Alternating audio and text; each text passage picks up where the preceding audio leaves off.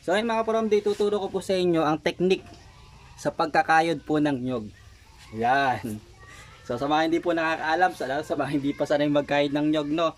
So ito po yung technique. Hindi po ito pinagbabawal kasi itinuturo nga po natin.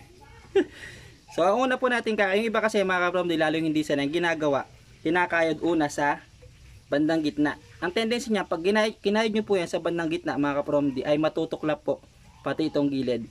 So hindi po ninyo makakayod ng maayos, matatapos ng maganda. So ang technique po dyan mga ka-Promdi, unahin po ninyo dito sa bandang gilid.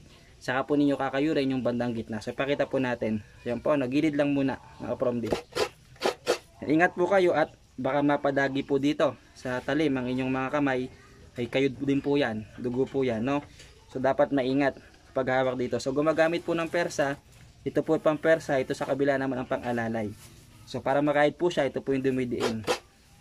Yan. Itong kabila, ito yung taga-ikot na ganyan. Yan. So sa gilid lang to, no?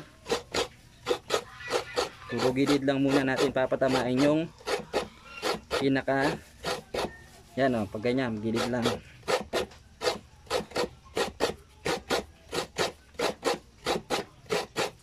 So yan. So ngayon po kasi mga ka-Promdi, nauso na po yung ano, yung mga gatana na bibili sa palengke, yung mga machine po na kayuran.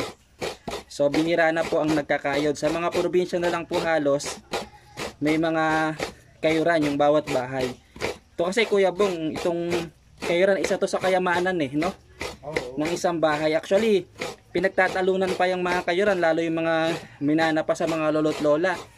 Lalo kapag yung pinaka katawan niya ay yakal o kaya ay nara, yung matitigas na kahoy, mga antik, kumbaga matatanda pa sa atin, pinagtatalunan pa nga minsan niya ng mga magpipinsan, ng mga magkakapatid, kung sinong magmamana.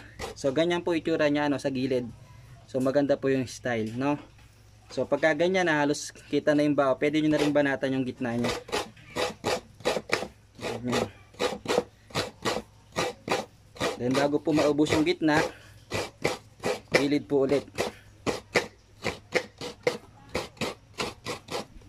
Sasaydin po natin ng bagya, wag naman sobrat, baka mapasama na yung bao.